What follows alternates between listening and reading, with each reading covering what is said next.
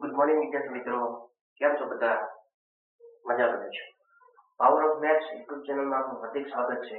મિત્રો, આજે આપણે છે સ્વાધ્યાય 7.2 માં આપણે છેલ્લો એક્ઝામ્પલ અને એક્સ્ટ્રા એક્ઝામ્પલ કે જે મસ્ટ એમપી એક્ઝામ્પલ છે. વિડીયો સંપૂર્ણ જોજો. એક વસ્તુ 18% જીએસટી સાથે 18% જીએસટી સાથે 1239 માં ખરીદવામાં આવ્યા છે, તો વસ્તુની છાપેલી કિંમત શોધો. અહીંયા લખવાનું જીએસટી વગેરે, અહીંયા લખવાનું જીએસટી વાળું. આ બાજુ શું આવે? છાપેલી કિંમત, પહેલાની કિંમત, મૂળ કિંમત, આ બધું આવી. જીએસટી સાથે આને કહેવાય જીએસટી સાથે, આને કહેવાય જીએસટી પછીની કિંમત.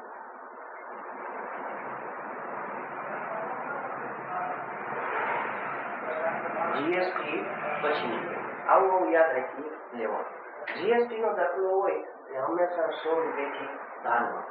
માની લો કે જે છે વસ્તુ 100 રૂપિયાની છે, બરોબર. છાપેલી કિંમત કેટલી છે? પેલા 100 રૂપિયા છે. 18% જીએસટી સાથે એટલે કેટલા ટકા જીએસટી લગાડશો? 18%. એટલે 100 રૂપિયાની વસ્તુ હોય તો વધારાને કેટલા દેવાના? 18 રૂપિયા દઈશું. તો વસ્તુ વેચાય કેટલામાં? 118 રૂપિયામાં વેચાય, બરાબર 118 રૂપિયા. હવે 18% જીએસટી સાથે, હવે અહીં પા તો વગરનું છે, અહીં પા વાળું છે, અહીં પા પહેલાનું કહેવાય, અહીં પા જીએસટી પછીનું કહેવાય, અહીં પા સાથેનું નહીં, વગરનું, અને અહીં પા સાથેનું. તો સાથેના કેટલા છે? 1239 રૂપિયા. નો ખબર પડે તો રકમ આખી વાંચી દેવાની. વસ્તુની છાપેલી કિંમત શોધો. હવે તમે જુઓ કે છાપેલી કિંમત ક્યાં આવી છે,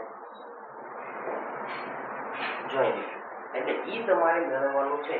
એટલે પ્રશ્નાર્થનું નિશાન ઈ બાજુ આવે. ક્રોસ ગુણાકાર 1239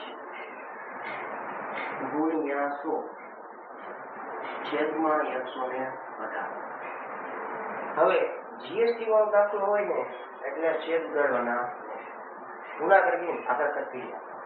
તો આ બેનો ગુણાકાર 1239 છેદમાં 118. હવે બેનો ભાગાકાર કરી દઈએ. 1239 ભાગ્યા 118. હવે 118 ના ઘડિયામાં 123 નજીકમાં કેવો તો ભાગ ચાલી જાય. 118 એકા 118. હવે બંનેની બાદબાકી કરી દઈએ તો 118 ને બે કેટલા થાય? 120 અને 3 ગઈ કેટલા થયા? 5. ઉતાર્યો 9. 118 ના ઘડિયામાં 59 નીચે આવતા. આપણે ઉતારી સંખ્યા પણ ભાગ ચાલતો નથી. તો આ 0 છે એ એમ નીચે ઉતરે નહીં, તો ભાગમાં પડી 0, પછી નીચે ઉતરે તો થઈ ગયા 590. 118 ના ઘડિયામાં 590, 118 ગુણ્યા 5 લઈએ. 8 × 45 વધીએ 4. 5 એકા 5 ને 4 9 અને 5 એકા 5 થઈ ગયા 590. આવી જાય છે તો ભાગ ચાલી ગયો 5. 590 590 માંથી 90 જાય તો 0. શું હવે આપણી પાસે કંઈ બાકી? હા, તો તમે કહેશો આ 0 આપણે નીચે ઉતારી દીધો, તો હજુ આપણી પાસે એક 0 બાકી છે. તો જવાબ આવ્યો 1050 રૂપિયા.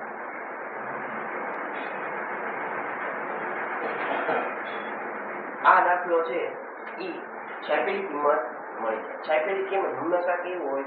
જીએસટી કરતા નાની હોય તો આ જીએસટી જો તો 1239 હતા, છાપેલી કિંમત 1050 છે, એટલે છાપેલી કિંમત હંમેશા નાની હોય. અને ખાસ દાખલો ગણવા માટે આ તમારે યાદ રાખજો એટલે તમને આવડી જશે. મોસ્ટ એક્ઝામ્પલ, અહીંયા વાત થાય છે ચક્રવૃદ્ધિ વ્યાજ. આપણી પાસે ચક્રવૃદ્ધિ વ્યાજનું સૂત્ર છે. આપણી પાસે બે સૂત્ર છે, ચક્રવૃદ્ધિ વ્યાજ મુદત અને બીજું સૂત્ર છે ચક્રવૃદ્ધિ વ્યાજ. પણ અહીંયા જરૂર છે શેની? ચક્રવૃદ્ધિ વ્યાજ. ક્યારે મળે? જ્યારે ચક્રવૃદ્ધિ વ્યાજ મુદલ હોય ત્યારે, એટલે કે એ હોય તો અહીંયા આપણી પાસે જે છે એ પેલા લખી લે 12,600 રૂપિયા, એટલે કે એને કહેવાય પી. પી બરાબર 12,600. ટકાવાળું એને કહેવાય આર. આર બરાબર 10%. વર્ષના દરે 2 વર્ષ, 2 વર્ષ, વર્ષ એટલે ટી અથવા એન બરાબર 2 વર્ષ. તમારે શોધવું છે ચક્રવૃદ્ધિ વ્યાજ, એટલે કે પેલા ચક્રવૃદ્ધિ વ્યાજ મુદલ શોધવું પડે, એટલે કે એ બરાબર પી કૌંસમાં 1 પ્લસ આર ના છેદમાં 100 કૌંસ પૂરો એમ ઘાતક. આ ચક્રવૃદ્ધિ વ્યાજ મુદલનું સૂત્ર છે. હવે પી ની કિંમત 12,600 કૌંસમાં 1 પ્લસ આર ની કિંમત 10, 10 ના છેદમાં 100 કૌંસ પૂરો એન. એન ની કિંમત કેટલી છે? 2 વર્ષ, એટલે 2. હવે છેદ ઉડતા હોય તો ઉડાડી દઈએ. અહીંયા 0 0 ઉડી જાય. હવે આ 0 આ 0 ના એમ ઉડે નહીં. કેમ? કારણ કે 10 છે એ માત્ર આના છેદમાં, આખાના છેદમાં હોય તો ઉડાડી શકે. કઈ વાંધો નહીં. 12,600 કૌંસમાં 1 પ્લસ વધ્યું શું? તો કઈ 0 ઉડી ગયા તો વધ્યા કેટલા?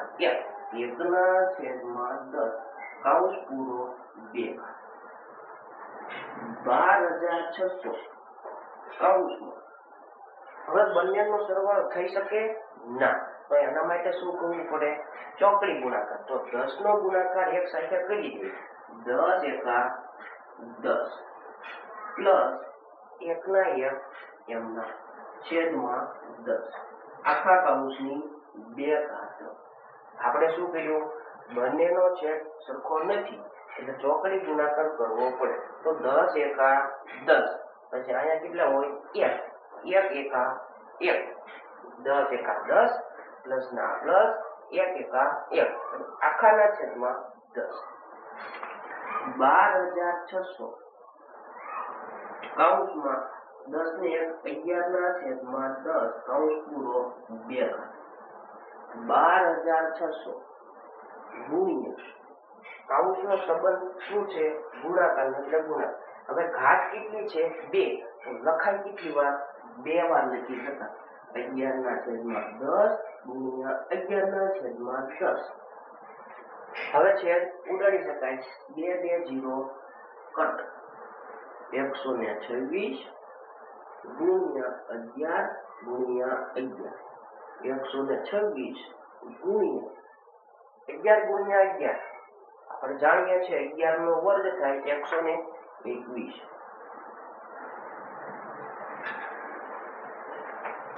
હવે આ બંનેનો આપણે કરી દઈએ ગુણાકાર. 126 અહીંયા કરી દઈએ 126 ગુણ્યા 121. ખાસ 3 રકમનો દાખલો છે એટલે થોડો ચોકસાઈથી દાખલો ગણવાનો. પેલા 0 મૂકી દઈએ, 2 0 અને પછી 1 0. હવે દાખલો ગણી દઈએ. 6 એકા 6, 2 એકા 2, 1 એકા 1, 2 6 12 વધી 1, 2 દૂજા ને 1 5, 2 એકા 2, 1 6 6, 1 દૂ 1 એકા 1, 6 4 6 ને 5 11 ને 1 12, 2 ને 2 4 ને 1 5, 15,246. આ જવાબ કોનો? એ નો. એ બરાબર 15,246 રૂપિયા. આ જવાબ છે એ નો છે, એટલે કે ચક્રવૃદ્ધિ વ્યાજ મુદત. પણ આપણે શું શોધવાનું છે? ચક્રવૃદ્ધિ વ્યાજ. એનું સૂત્ર છે CI બરાબર A - P. શું તમારી પાસે A ની કિંમત છે? જોઈએ 15,246 માઇનસ P ની કિંમત 12,600.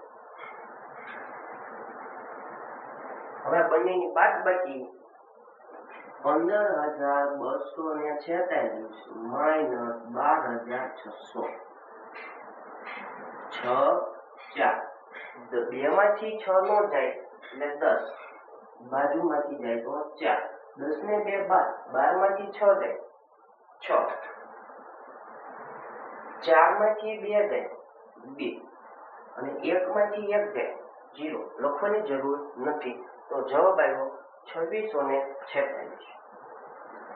2646 રૂપિયા. આને કહેવાય ચક્રવૃદ્ધિ વ્યાજ, એટલે કે માત્ર વ્યાજ.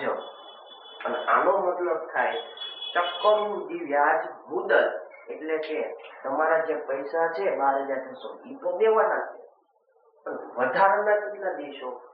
2646. આ એનો મિત્રો, જો આવા વિડીયો ગમતા હોય તો ચેનલને લાઈક, શેર અને સબસ્ક્રાઇબ કરવાનું ભૂલતા નહીં. અને તમારા મિત્રોને પણ વિડીયો શેર કરવાનો છે. ખાસ આ દાખલા IMP દાખલા છે, થોડી પ્રેક્ટિસ કરશો એટલે તમને 4 માર્ક્સનો દાખલો હોય તો તમને 4 માંથી 4 માર્ક્સ મળી જશે.